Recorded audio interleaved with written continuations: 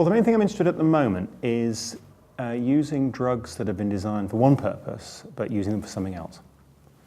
Now, the example that most of us know about, or at least those of us who know the history know about, is Viagra.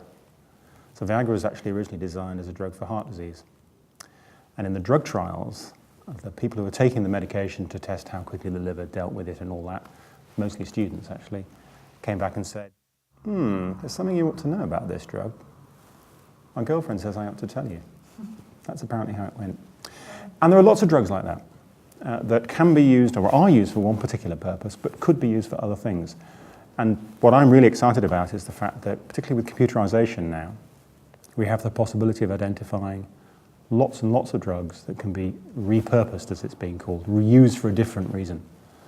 I'll give you another example from my own practice. Just a few weeks ago, actually, a patient came to see me 3 or 4 months ago complaining of premenstrual tension. Very common problem.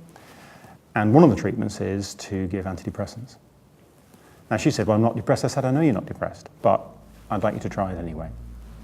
And she came back 3 months later to say, well, I feel much better, and my periods have got better. Now, there could be chance. But unlike with an adverse reaction, a bad side effect, we have a system, we've got a reporting system, I've got a special yellow card, like a footballer's yellow card, that you can send off to an organisation.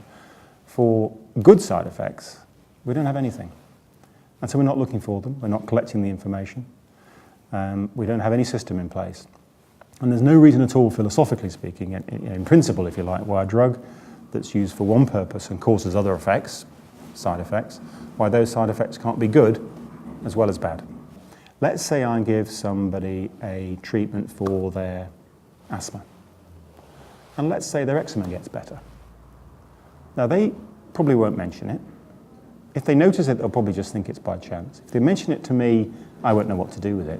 But if it happens to lots of people, then you can imagine a computerized system that records all your prescriptions, etc., can actually spot those kind of patterns that I, as an individual doctor, may not spot. Like really new drugs, where we really know very little about them.